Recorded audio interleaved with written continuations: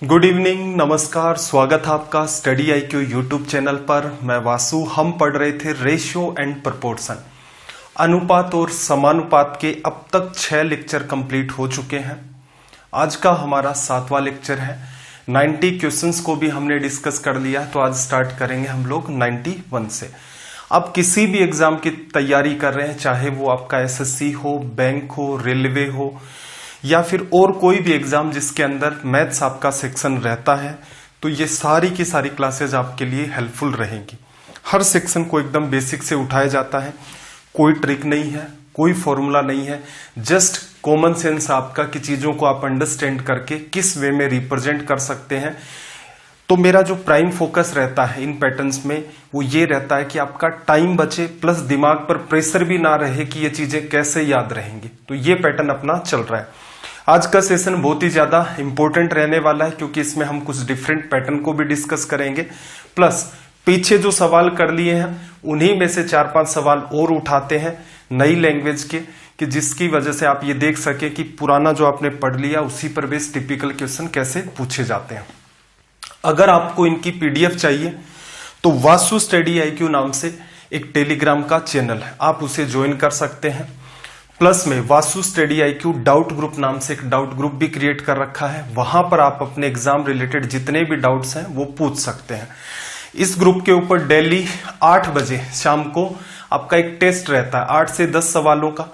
Plus आप मुझे आज के सेशन के बाद कमेंट करके कमेंट सेक्शन में आपको ये बताना है कि इस संडे को हम लोग ग्रुप पर किस चैप्टर का टेस्ट रखें। टेस्ट उन्हीं चैप्टर का होगा जो मैंने आपको पढ़ा दिए हैं।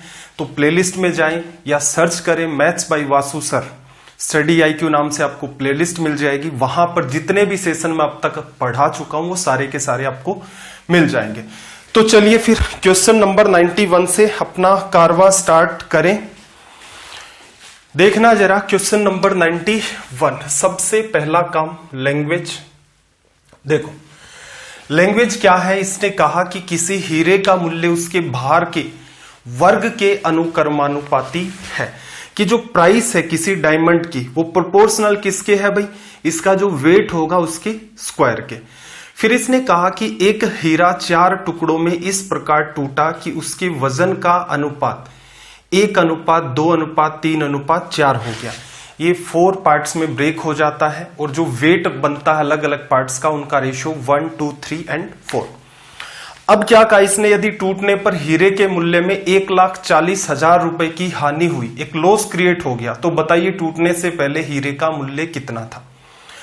देखो 2 टाइप की आपके पास वस्तुएं रहती हैं। एक तो ऐसा है, मान लो जैसे सिंपल एग्जांपल ले, मान लो दूध है, दूध 50 रुपए लीटर, 1 लीटर लोगे तो 50 रुपए लगेंगे, 2 लीटर लोगे तो कितने लगेंगे 100 रुपए, 3 लीटर में 150 रुपए, ठीक है।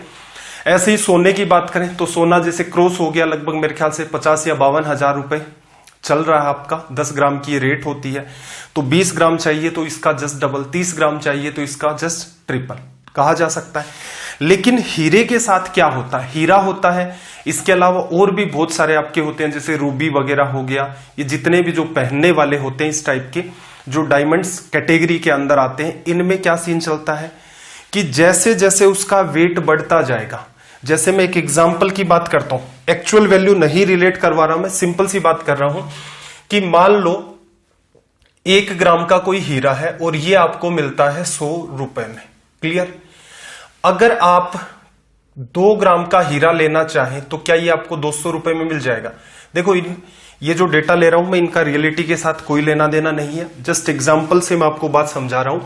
1 ग्राम का अगर आपके पास डायमंड है उसकी रेट 100 रुपए है, और अगर आप ये कहें कि मैं 2 ग्राम का डायमंड लेना चाहता हूं 200 रुपए में आ जाएगा, नहीं आएगा।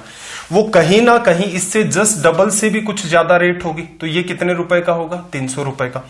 अब अगर मैं कह दूं कि 4 ग्राम का एक डायमंड है, तो अगर एक दिमाग लगाएं कि 300 का जस्ट डबल, क्योंकि 2 ग्राम से 4 ग्राम हुआ है तो 600 रुपए लगेंगे, नहीं, ये कुछ ना कुछ आपको ज्यादा ही मिलेगा। 300 का जस्ट डबल 600, ये मान लो आपको कहीं ना कहीं 800 रुपए में मिलेगा। तो ये पैटर्न चलता है डायमंड के साथ कि जो सबसे जैसे जैसे हीरा बड़ा होता जाता है उसकी रेट कई गुना बढ़ती जाती है। तो इसने आपको यहां पर एक सिंपल सा रिलेशन ये दिया कि एक हीरा है और वो 4 हिस्सों में टूट गया। तो बात को अंडरस्टैंड करना, 4 हिस्सों में टूटा तो देखना 1, 1, 2, 3 और 4। हम ये लोग मान लेते हैं कि 4, 3, 7, 2, 9 और 1, 10। हीरे का जो टोटल वेट था वो कितना था? 10 ग्राम। 4 टुकड़ों में टूटा, 1 ग्राम का, 2 ग्राम का, 3 ग्राम का, 4 ग्राम का कहा जा सकता है। अब उसने एक सिंपल सा रिलेशन दिया था आपको कि हीरे का मूल्य उसके भार, उसका जो वेट है उसके स्क्वायर। तो यहां से देखो, ये तो आपका जो वेट था हम लोग इसको लिख रहे थे। अगर आप प्राइस की बात करेंगे तो वेट का क्या करेंगे? स्क्वायर। 1 का स्क्वायर कितना होगा भाई? 1। 2 का स्क्वायर कितना? 4। 3 का स्क्वायर 9। 4 का स्क्वायर 16। और यहां पर 10 का स्क्वायर कितना भाई? 100। तो यहां सिंप्लीफाई करके बात को समझना कि हीरा 10 ग्राम का था। पैसे क्या मिलते हैं भाई? जितना वेट है उसका जस्ट स्क्वायर कर दो। अगर मैं कहूं 10 ग्राम का हीरा मार्केट में लेकर के जाएंगे तो अगला क्या करेगा? हीरे का वेट करेगा, उसको तोल के देखेगा।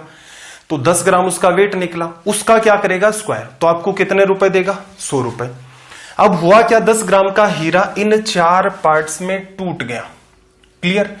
अब ये 4 टुकड़े अगर आप मार्केट में लेकर के जाएंगे तो जो डायमंड खरीदने वाला वो क्या करेगा? इसको तोलेगा, देखेगा अच्छा 4 ग्राम का है, जस्ट स्क्वायर कर दो, कितने रुपए देगा? 16।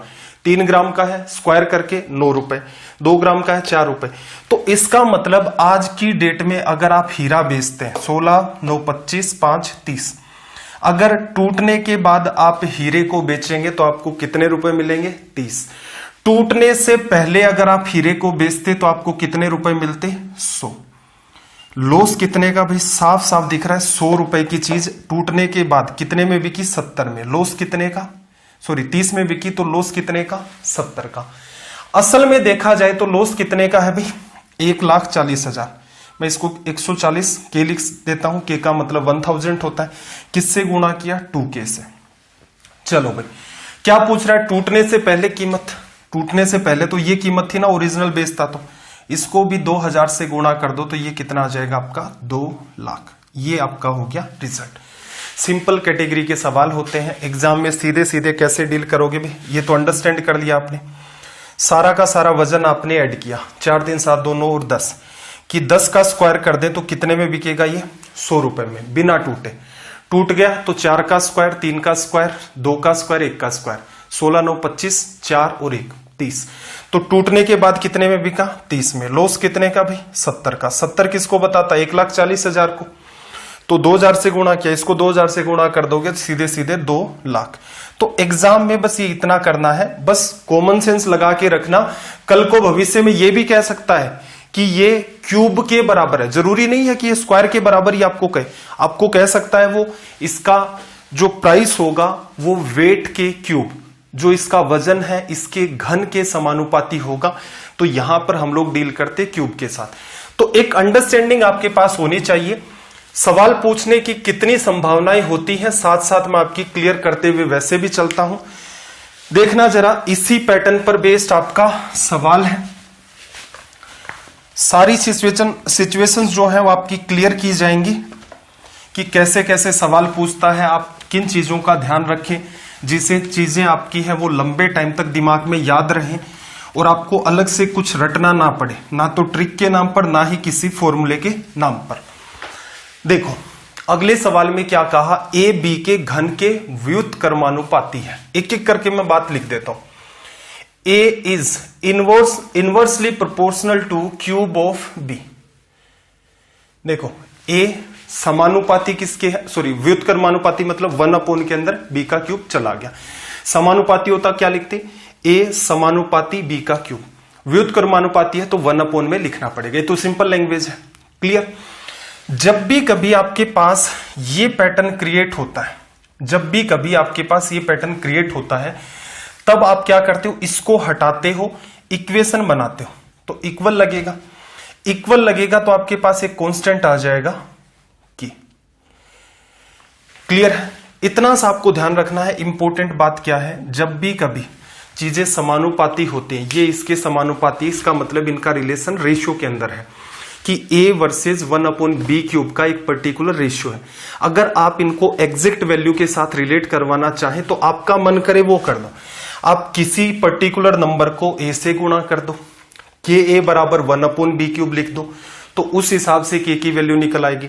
आपका मन करे ए बराबर के इंटू 1/b³ लिख दो। रीजन क्या है, ये समानुपात के अंदर है, ये पर्टिकुलर रेशियो दे रखा आपको, इसको इक्वेशन में लेकर आना है। तो आपको पता है जब भी चीजें समानुपात में रहती हैं तो एक कांस्टेंट पार्ट क्या होता है, उनका कट जाता है। थोड़ा सा डिटेल में और लिख देता हूं आपको। जैसे असल में देखा जाए तो ये बात क्या है, इस फॉर्मेट में इनका कोई रिलेशन है। अब एक्चुअल में हुआ क्या होगा कि जब भी रेशियो निकलता है इसका मतलब इनके पास दो मल्टीपल थे, वो आपस में कट गए। तो इसका कोई मल्टीपल ले लिया आपने, इसका कोई मल्टीपल ले लिया, उनको रिलेट करवाया, तो ये इक्वेशन आपकी निकल के आती है। तो इतना गहराई में देखो अपने को जाना भी नहीं है, सिंपल सटीक सी बात है कि आप ऐसे लिख सकते हैं। चलो अब यहां पर देखो, ये आपने क्रिएट कर लिया, सिंपल सी बात है। सोल्व करने के आपके पास दो तरीके होते हैं, दो तरीका। एक तो पहला तरीका है, सीधे सीधे मैं आपको बताता हूं, देखना क्या कहा। यदि a की वैल्यू 3 है, a की वैल्यू मैंने क्या रखी 3 बराबर k इंटू में, उस केस में b की वैल्यू 2, तो 1/2 का क्यूब कितना भाई 8। k की वैल्यू कितनी आ गई यहां से 24 लिखा जा सकता है।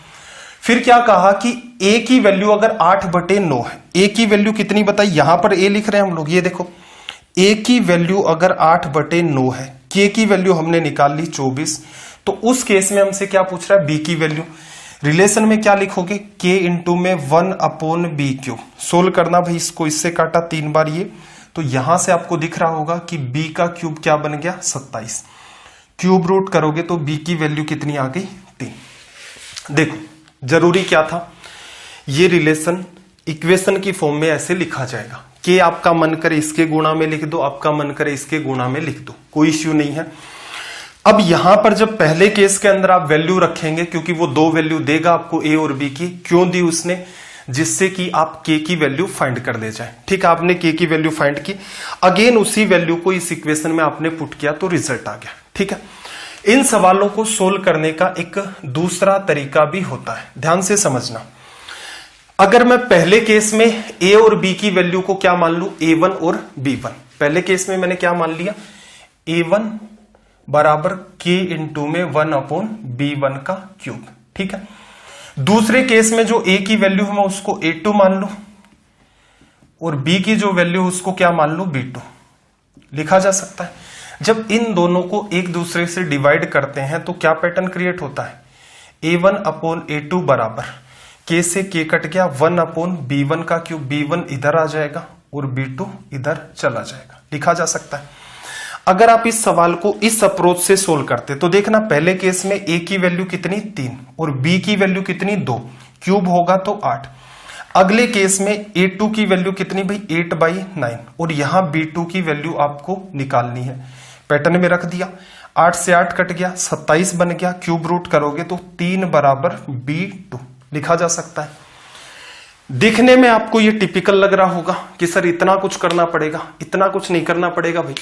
जब भी कभी आप दो इक्वेशन के फॉर्मेट होते हैं उनका आपस में डिवीजन कर देंगे तो k से k आपका कट जाता है, तो सीधे सीधे आपके सामने ये बात बचती है। क्लियर है। इस सवाल के साथ समस्या क्या है, अगर ऐसे सोल्व करते हैं तो आपको k की वैल्यू निकालनी पड़ती है, उसको अगेन आप पुट करते हैं तब आपका रिजल्ट आता है। अब देखो मुद्दे की बात मैं बताता हूं आपको कि इनको एग्जाम में कैसे डील करें। समझ में दोनों बातें आ जानी चाहिए। रीजन ये है कि आप सोचते हैं कि सर आपको जो सबसे बेस्ट मेथड है वो बता दें, नहीं, बेस्ट आपको चूज करना पड़ेगा कि यहां पर दो अच्छी संभावनाएं बनती हैं और पर्टिकुलर पैटर्न आप क्या प्रीफर करना चाहते हैं ये आपकी यहां पर मर्जी होगी।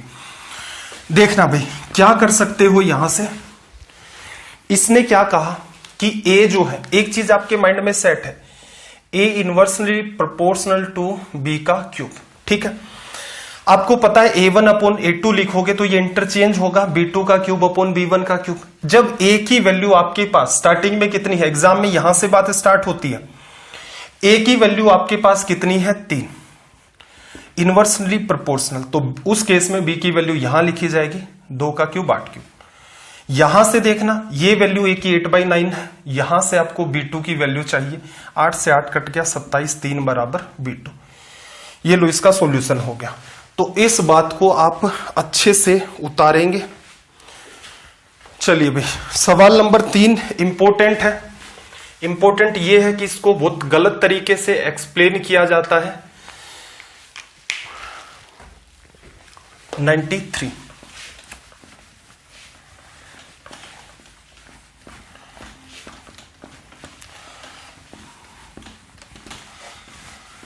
देखना भाई, 93 में क्या है, एक परिवार में कुल n लोग हैं, एक फैमिली है, उसके अंदर टोटल जो मेंबर्स हैं वो n है। परिवार का महीने का चावल पर खर्च परिवार में सदस्यों की संख्या के वर्ग के 5 गुने के बराबर है।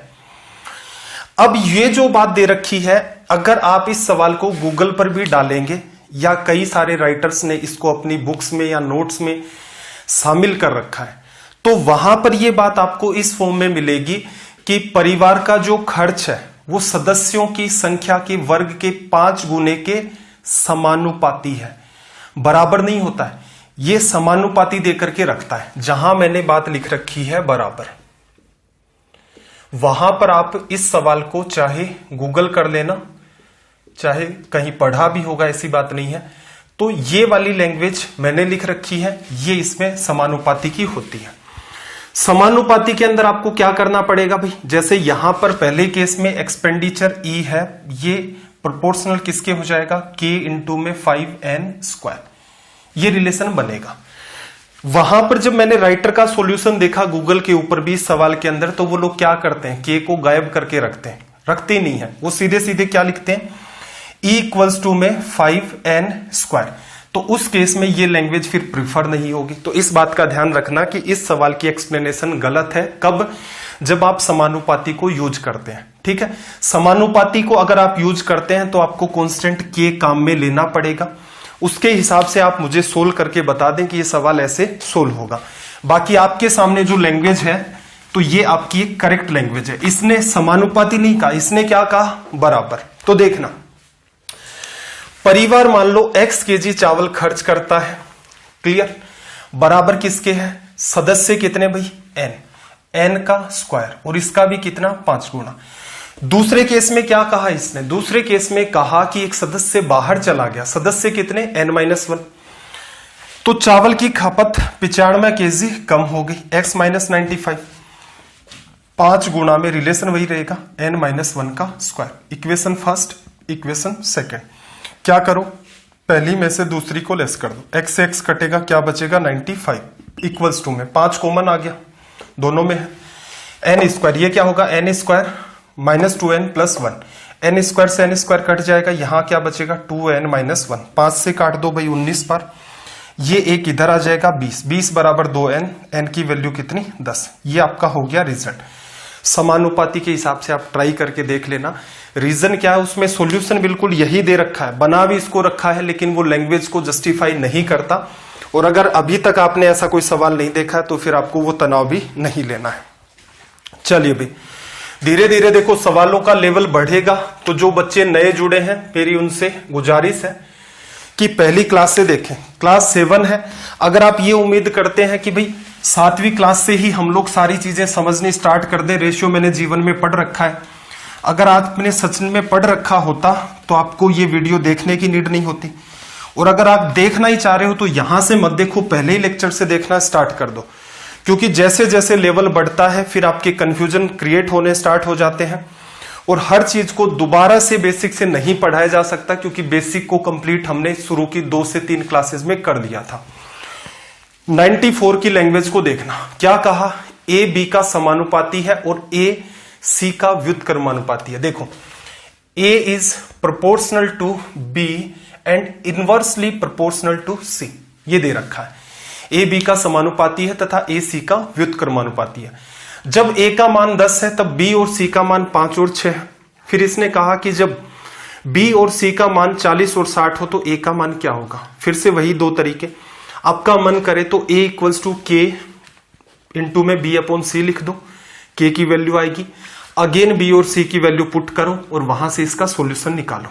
या फिर दूसरा तरीका, पहला तरीका करके जरूर देख लेना, दूसरा मेथड देखो, दूसरे में मैंने क्या सिखाया कि पहले केस में ए की वैल्यू a1, दूसरे केस में ए की वैल्यू a2, तो a1 अपॉन a2 लिखोगे तो यहां से क्या आ जाएगा, b1 अपॉन c1।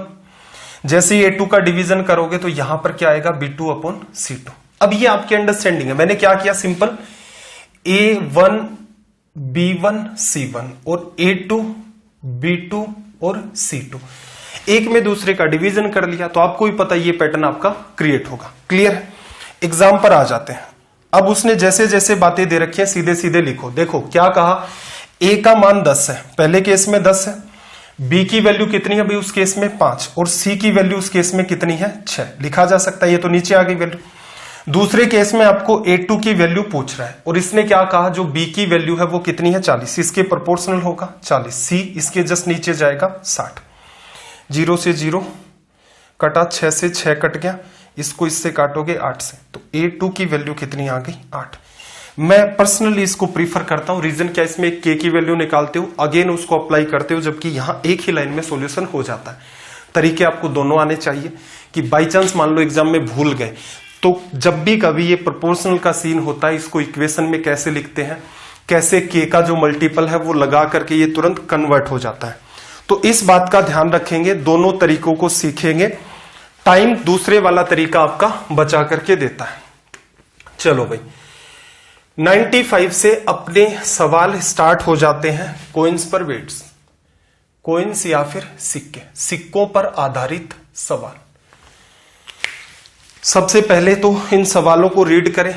कॉइन्स में 2 ही टाइप के सवाल आपके जनरली बनते हैं और एक ही असल में देखा जाए तो आपको बात सीखनी होती है जिससे कि आपका काम चल जाए।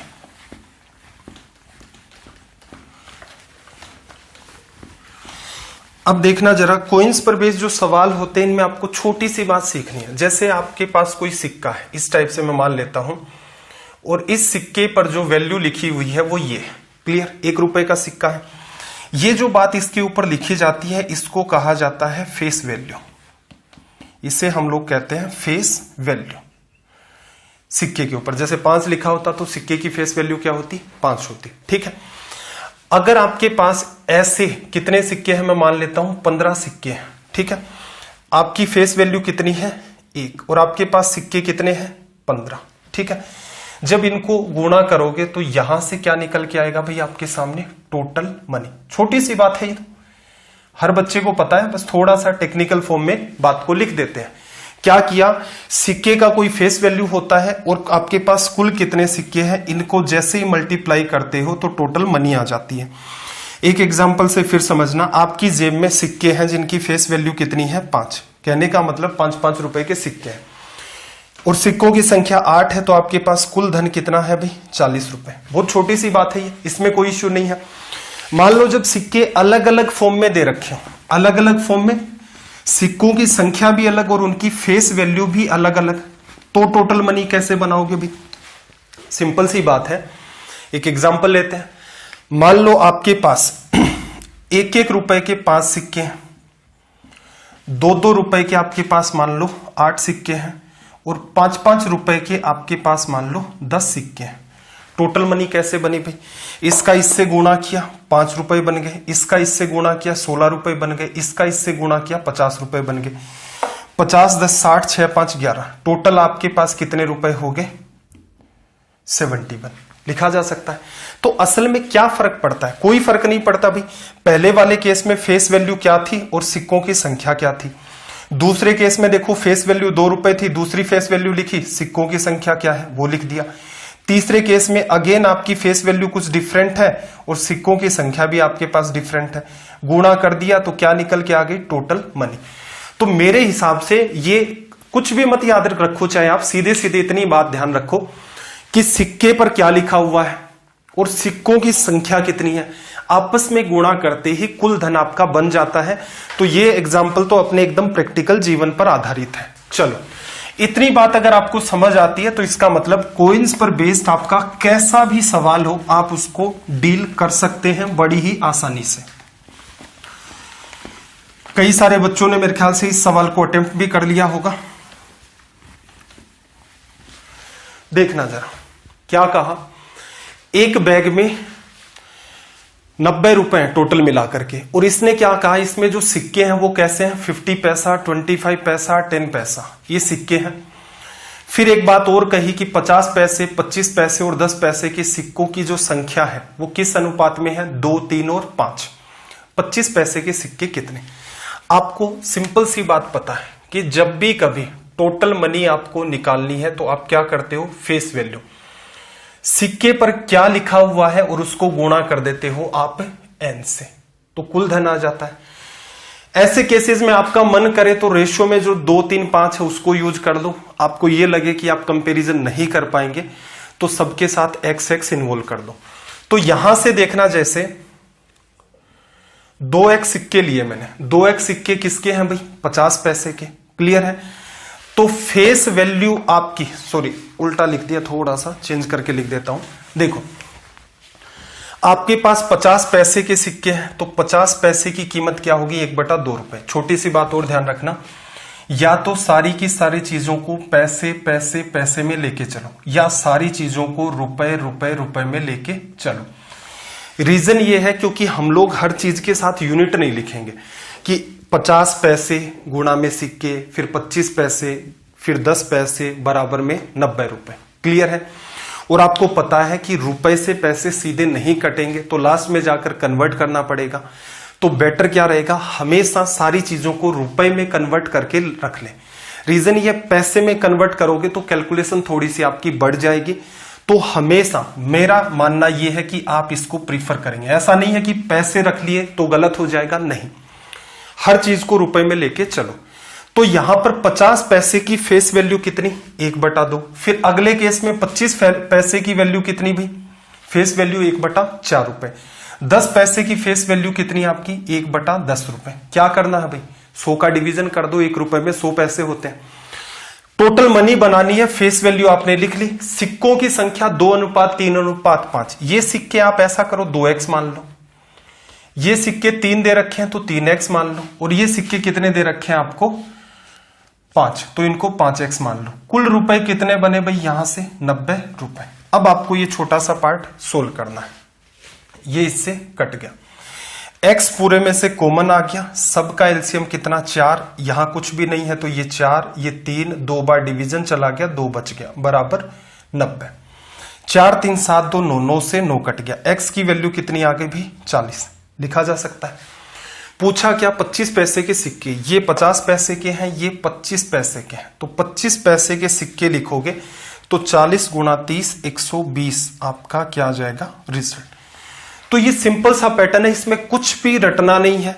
2 टाइप के इस पर सवाल बनेंगे, दोनों ही टाइप को हम लोग डिस्कस कर लेंगे यहां पर, तो आप एकदम स्ट्रेस फ्री रह सकते हैं इन पर्टिकुलर क्वेश्चंस में। 96 को देखना, सबसे पहला काम क्या है? लैंग्वेज को रीड करें और अटेम्प्ट करके भी बता दें। आपके पास 15 से 20 सेकंड का टाइम है, तब तक मैं इसको क्लियर करता हूं, क्योंकि इन कुछ डेज से क्या है, ये इंक है कुछ अजीब ही टाइप से वर्क कर रही है। जल्दी से जल्दी इसको सोल्व करो भाई। हर सवाल को स्टार्टिंग में जो भी पढ़ते हैं उनको एकदम डिटेल में बताया जाता है, उसके बाद हम सीधे सीधे एग्जाम अप्रोच पर आ जाते हैं कि इनको कैसे डील किया जाए। तो मेरे ख्याल से आपने इनको सोल्व कर लिया होगा। देखना क्या कहा भाई, एक बक्से में 180 रुपए है, किस फॉर्म में है? 1 रुपए 50 पैसे 25 पैसे, संख्या कितनी? 2, 3, 4, 50 पैसे के सिक्कों की संख्या। क्या करना है भाई? फेस वैल्यू को नंबर ऑफ कॉइन से गुणा कर दोगे, टोटल मनी बनेगी। ठीक है, एक एक करके मैं बात कर लेता हूं। 1 रुपए के सिक्के की फेस वैल्यू कितनी है भाई? 1, और सिक्के कितने भाई? रेशियो में 2, तो मैं इसको लिख लेता हूं 2x। ठीक है, अगले केस में देखना जरा, 50 पैसे की फेस वैल्यू रुपए में कितनी? 1/2 रुपए। सारी चीजें क्या लेनी है? रुपए के अंदर। सिक्के कितने आपके? 3x प्लस अगले केस में देखना 25 पैसे की फेस वैल्यू कितनी भाई? 1/4। सिक्के कितने आपके पास? 4x बराबर 180 लिखा जा सकता है। थोड़ा सा सोल्व करना, ये 4 से 4 कट गया, x आपने ले लिया यहां से कॉमन, अपोन में क्या आ गया भाई? 2 एलसीएम आ गया पूरे का, ये इससे गुणा होगा तो ये 4, यहां पर 3 और यहां पर 2 बराबर 180। 4, 3, 7, 2, 9, 9 से काटोगे 18 को 2 बार और ये एक 0। x की वैल्यू कितनी आ गई भाई यहां से 40। हमसे क्या पूछ रहा है 50 पैसे के सिक्के, ये 1 रुपए का था, ये 50 पैसे के सिक्के हैं। अगेन वैल्यू रखोगे 40 गुणा 3 120 लिखा जा सकता है। क्लियर। अगर मान लो कोई बच्चा कहता कि सर हम x नहीं इन्वॉल्व करना चाहते तो कैसे सोल्व करते। अगर आप x नहीं लेना चाहते तो ये 1 इंटू 2 1/2 इंटू 3 1/4 इंटू 4 इक्वल का साइन मत लगाना उस केस में। उस केस में यहां पर एरो लगा देना, ठीक है। सारा का सारा मामला यही चलेगा। x आपके पास नहीं होगा, ये वाली वैल्यू ऐसे बनेगी 9/2 कट कर देंगे तो यहां पर 1 की वैल्यू एरो में आपके पास क्या निकल के आएगी 40 कि जो एक अनुपात है वो 40 संख्या को रिप्रेजेंट करता है। यहां पर 3 है, 3 की वैल्यू लिखोगे 120। तो उससे कोई फर्क नहीं पड़ता है कि आपका सवाल स्पीड से हो जाएगा या फिर स्लो होगा। चलो भाई क्वेश्चन नंबर 97 को अटेम्प्ट करके आप मुझे बताएं जल्दी से। सवाल नंबर 97 वही अगेन कुल मिलाकर के आपके पास 20 से 25 सेकेंड है। क्वेश्चन को रीड करो एंड इसको सोल्व करो। और एटलीस्ट क्लास जब आपकी कंप्लीट हो तो कमेंट करके जरूर बताया करें कि आपको ये वाला सेशन कैसा लगा। अगर आपको ये लगता है कि कुछ और इम्प्रूवमेंट होना चाहिए क्वेश्चंस को लेकर, पढ़ाने को लेकर या और कोई भी लैंग्वेज है उसको लेकर के। और अभी तक जिन बच्चों ने क्लास को लाइक नहीं किया वो लाइक कर दें। आजकल देखो आप स्ट्रीम पर बहुत ही कम बच्चे भी आ रहे हैं, तो ऐसे कैसे चलेगा अपना काम।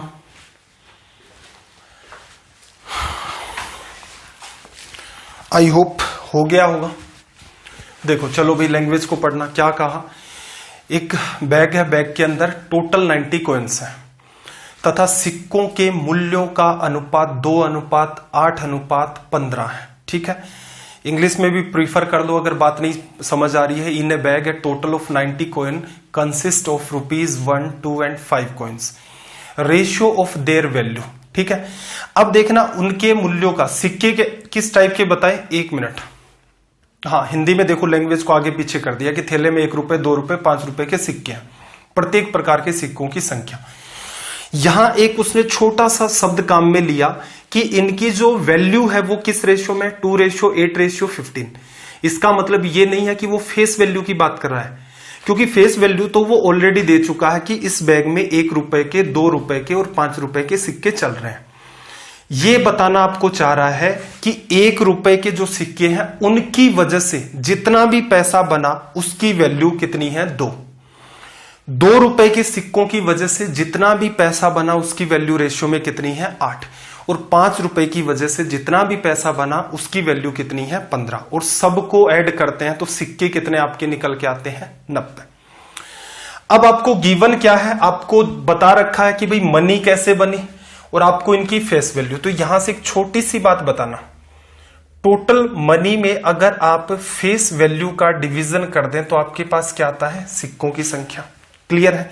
अब एक एक करके मेरी बात सुनो कि आपका जो पैसा बन रहा है वो कितना बन रहा है। आपका पैसा बन रहा है 2 रुपए, 8 रुपए और 15 रुपए। क्लियर है। ये पैसा किसने बनाया भाई, 1-1 के सिक्कों ने। ये पैसा किसने बनाया, 2-2 के सिक्कों ने। ये पैसा किसने बनाया, 3-3 के सिक्कों ने। अगर कोई मुझसे ये कहे कि भाई 2 रुपए मेरे बने और किसने बनाए, 1-1 के सिक्कों ने, तो सिक्के कितने होंगे। तो आप क्या करते हो भाई, कितना धन है और एक सिक्के की वैल्यू कितनी है लिखा जा सकता है। यही तो निकाला है कि धन कितना बना 2 रुपए और फेस वैल्यू कितनी 1-1 के सिक्कों से जो अनुपात में वैल्यू आई है पूरे पैसे बनने की वो 2। ऐसे ही दूसरे केस में देखना 2-2 रुपए के सिक्के हैं, वो टोटल मनी कितनी क्रिएट करते हैं 8। अगर इसमें आप फेस वैल्यू का डिवीजन कर दें, फेस वैल्यू को भी जाने दो साइड में, 8 रुपए बने आपके किसकी वजह से, 2-2 के सिक्कों की वजह से। सिक्कों की संख्या कितनी भाई, 8/2। ऐसे ही क्या करोगे यहां पर, और ये सिक्के किसके हैं 5-5 के। सोल्व किया 2:4:3 किसको बता रहे हैं, सिक्कों की संख्या। क्लियर। 4 3 7 2 9, कुल सिक्के कितने हो गई भाई यहां से 9, और 9 बता किसको रहा आपका 90 को। किससे गुणा किया 10 से। पूछना क्या चाह रहा, प्रत्येक प्रकार के सिक्के 10 से गुणा कर दो भाई, ये 20 हो गए, ये 40 हो गए और ये आपके 30 हो गए। तो काम तो इतना सा ही था, बस अंडरस्टैंडिंग रखें। कॉमन सेंस से करेंगे तो आसान है, कुछ ध्यान भी नहीं रखना। जबरदस्ती फॉर्मूला अप्लाई करने की कोशिश करेंगे तो आपके सामने फॉर्मूला हालांकि कोई लंबा है नहीं इसके अंदर। 98 की लैंग्वेज को रीड करें सबसे पहले तो उतना ही टाइम आपके पास वही 20 से 25 सेकंड।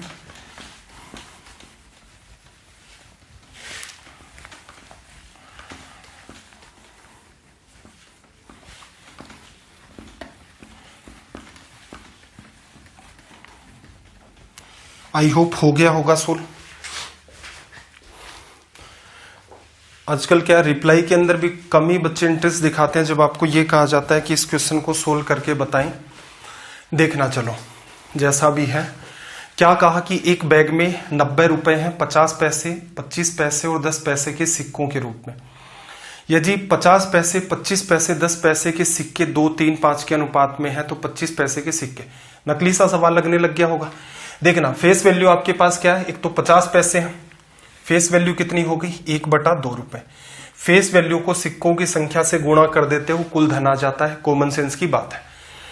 1/2 रुपए, सिक्के कितने हैं भाई 2x ले लो। अगली जो कॉइन है वो किस फॉर्म में है 25 पैसे, फेस वैल्यू डिवीजन कर दो 100 का रुपए में बदल जाएगा 1/4 रुपए।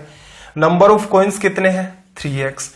अगेन कौन सा सिक्का है 10 पैसे का, 1/10 गुणा में और यहां पर कितना 5x, कुल रुपए कितने 90।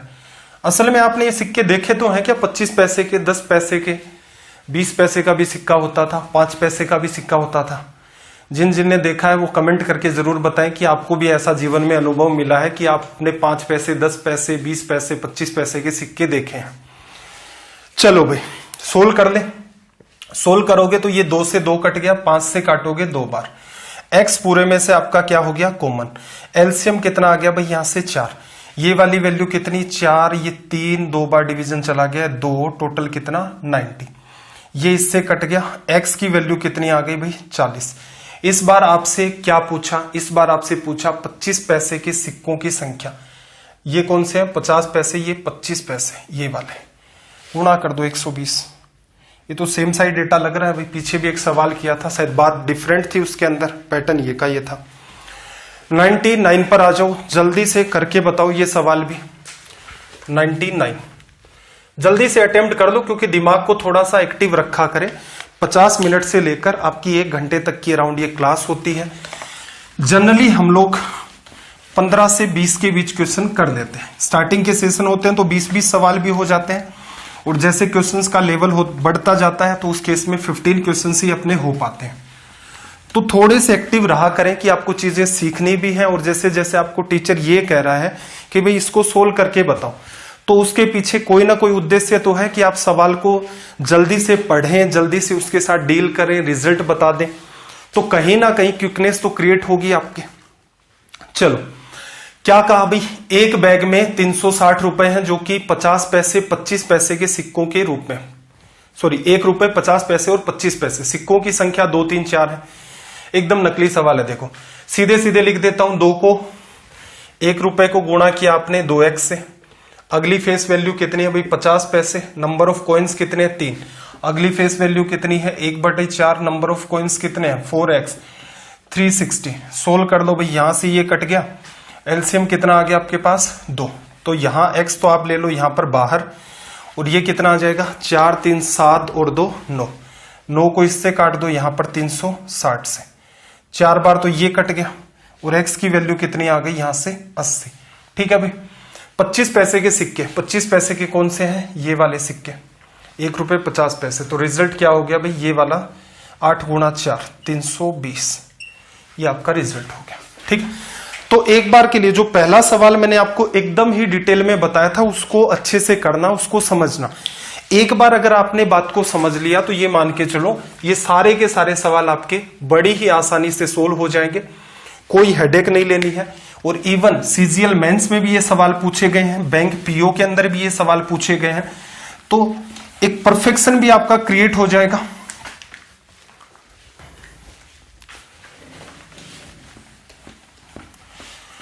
चलो भाई अगले सवाल पर आ जाते हैं। नेक्स्ट क्वेश्चन आपको क्या कह रहा है, एक संदूक है, एक बॉक्स के अंदर 1 रुपए 50 पैसे 25 पैसे के 3, 2, 5 के अनुपात में कॉइन्स है।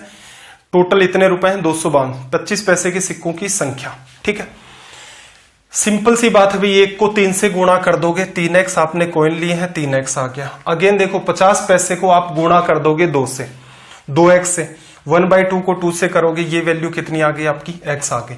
25 पैसे 1/4 होता है, 5 से गुणा करोगे 5x/4, टोटल कितना आ गया 252। अब मैं वैसे नहीं सोल्व करवा रहा एकदम डिटेल में कि ये कर लो वो कर लो, मेरा काम ये है, अगर कोई भी सवाल, अगर पहली बार हम लोग उसको पढ़ रहे हैं, बिल्कुल मैं आपको हर डायरेक्शन बताता हूं, एकदम डिटेल में उस सवाल को करवाता हूं। एक ही सवाल को हम लोग 7-8 मिनट भी कई बार डिस्कस कर लेते हैं। अगर वो टिपिकल लेवल के सवाल होते हैं तो उस पर बेस में अगला सवाल भी आपको डिटेल में करवाता हूं, साथ में एग्जाम अप्रोच भी करवाता हूं। जैसे ही हम पैटर्न को पढ़ लेते हैं, अच्छे से समझ आ जाता है, सीधे सीधे एग्जाम अप्रोच पर आ जाते हैं। यहां से देखना, ये 4x 16 और 5 21, 21 से काट दें, 21x बटा में 4 बराबर 252, 21 से काटा एक बार, 4 बचा 42, 2 बार, x की वैल्यू कितनी, 12×4 48 आ गई। क्या पूछा भाई, 25 पैसे के सिक्के, 25 पैसे के जो सिक्के हैं वो कितने आपके पास, 5x, 48 गुणा 5 240। ठीक है भाई, ये आपका रिजल्ट हो गया। ये छोटी सी बात मैं आपको बता देता हूं, ये बहुत बार मल्टीप्लाई आता है, जैसे 48 को 5 से गुणा किया है। असल में इस जगह क्या अप्रोच मैं काम में लेता हूं कैलकुलेशन के, हालांकि मैंने पहले भी आपको कहा कि 15 से 20 सेशन आपके होंगे। ठीक है, अब वो सारा खेल आपके ऊपर है। मुद्दा ये है कि आप ये चाहते हैं कि टीचर ही सब कुछ डेडिकेशन आपको दिखा दे, वो खुद से लगा रहे। जैसे पिछले जो 2 लेक्चर के अंदर व्यूज एकदम डाउन हो गए, आप स्ट्रीम पर भी नहीं आ रहे हैं, तो मैंने आपको ये कह रखा है कि चैप्टर में आपको बड़े बड़े भी करवा दूंगा। मैं स्टार्ट करने को ज्योमेट्री भी स्टार्ट कर दूं। रीजन ये है कि ज्योमेट्री लंबा चलेगा। अब 10 दिन 12 दिन के बाद धीरे धीरे फिर बच्चे बढ़ते हैं, नए वाले आने स्टार्ट हो जाते हैं, तो उस केस में उनको समझ नहीं आता है। पुराने वाले कुछ गायब हो जाते हैं कि ये क्या चल रहा है, इस वजह से। तो चीजें आपको सारी समझाई जाएंगी, बस आप चीजों को क्या करें, इन वीडियोज को ज्यादा से ज्यादा शेयर करें।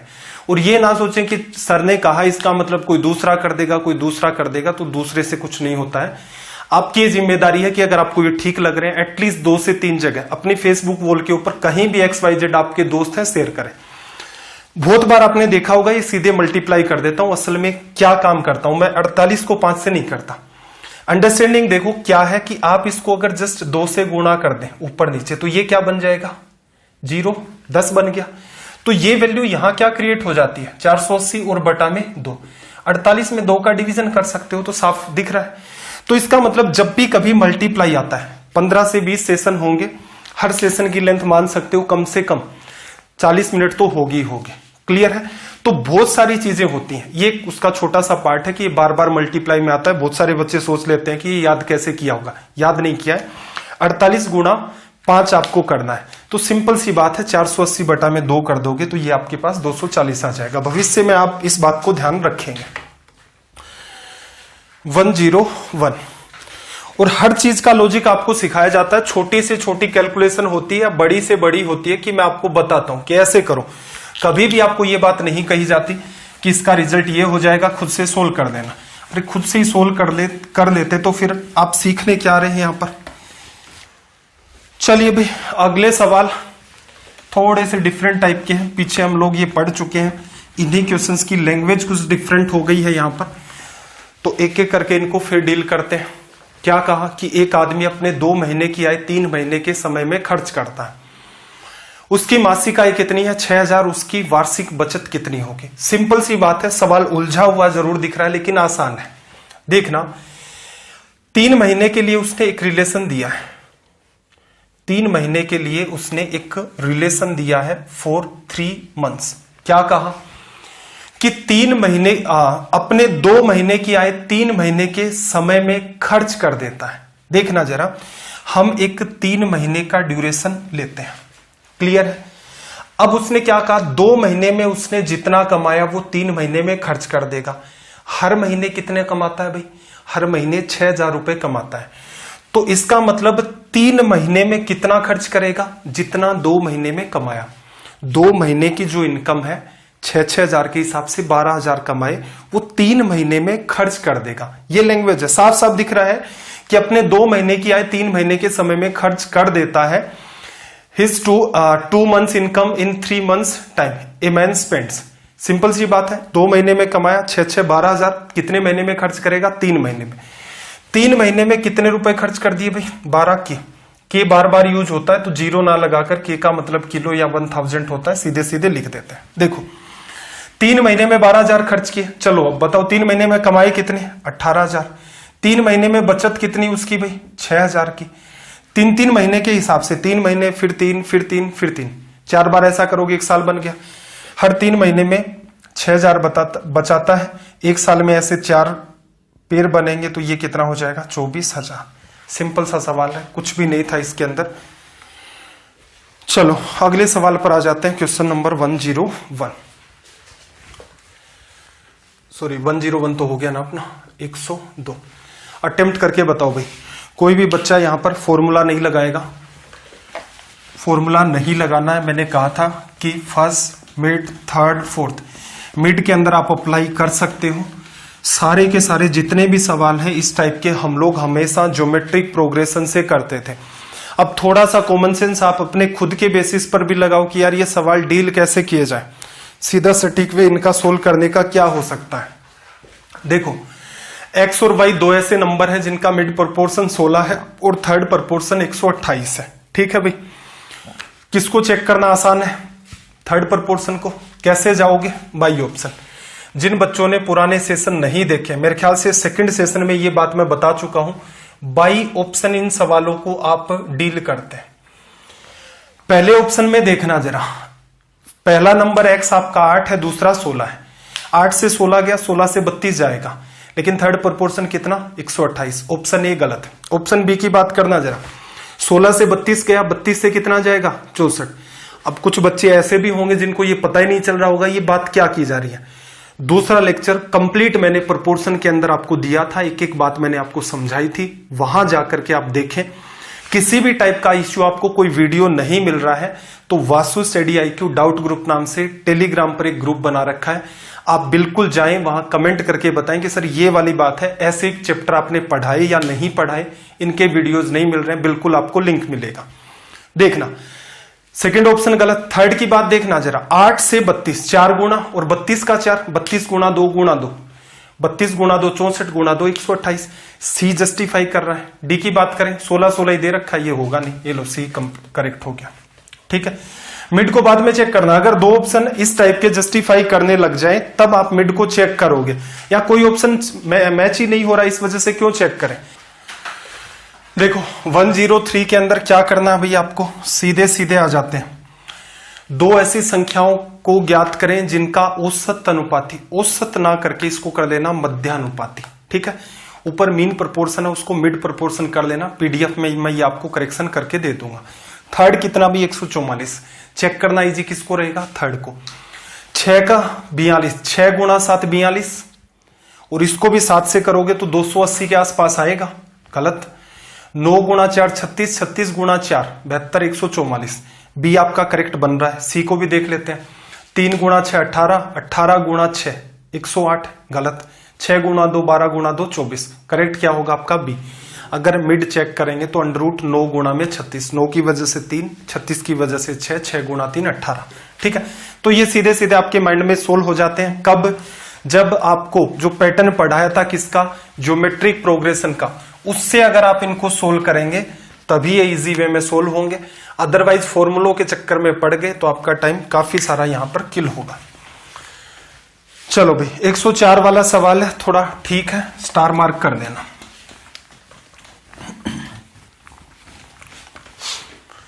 देखो इसने क्या कहा कि x की i y की i का 3/4 है, ये ले लिया हमने x और ये ले लिया y। इनकम की बात कर रहा है। कुछ चीजें मैंने आपको पहले दूसरे तीसरे सेशन में सिखाई थी कि लैंग्वेज को देख करके टाइम कैसे बचाया जाए। x की इनकम बराबर क्या है? y का 3/4, x अपॉन y लिखोगे 3/4 आएगा। x की इनकम कितनी हो गई? 3, और y की इनकम कितनी हो गई? 4।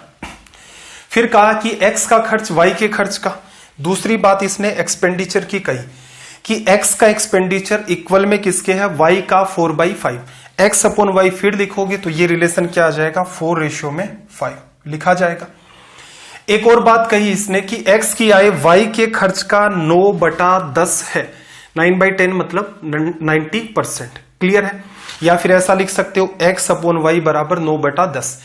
x की आय, x की इनकम कौन सी है भाई? ये वाली। और क्या कहा? y का एक्सपेंडिचर, ये वाला। y का जितना भी एक्सपेंडिचर होगा उसका 90% करोगे, ये आना चाहिए। ठीक है, अब एक सिंपल सा लॉजिक बताओ मुझे, इनको यहां से यहां जाना है और इसका क्या करना आपको? 90%। वैल्यू भी जस्टिफाई होनी चाहिए। क्या आप इसको 10 बना सकते हैं? आप इसको अगर 10 बना ले, किससे गुणा किया? 2 से, तो इसको भी 2 से गुणा करना पड़ेगा। रीजन क्या है? आपको 4:5 भी तो मेंटेन करना है। ये 10 बन गया। 10 का 90% कितना होता है? 9। तो सीधे सीधे इसको अगर मैं 3 से गुणा कर दूं, ये 9 बन गया। लेकिन रेशियो तो बैलेंस करना, पीछे सिखाए थे, तो इसको भी 3 से गुणा करना पड़ेगा। ये 9 बन गया, कंडीशन जस्टिफाई हो गई, रेशियो में कोई चेंज नहीं हुआ है। अब क्या पूछ रहा है? एक्स की बचत और वाई की बचत। एक्स ने कितने बचाए भाई? 9 रुपए कमाए, 8 खर्च कर दिए, 1 बचत। वाई ने 12 रुपए कमाए, 10 खर्च कर दिए, 2 की बचत। ये लो 1:2 आपका रिजल्ट हो गया। स्टार लगा लेना, सवाल आपका इंपॉर्टेंट है। 105 पर आ जाओ। Question number 105। सबसे पहला काम, लैंग्वेज को आप इसकी रीड करें प्रॉपर मैनर के अंदर। सवाल इजी कैटेगरी का है ये वाला।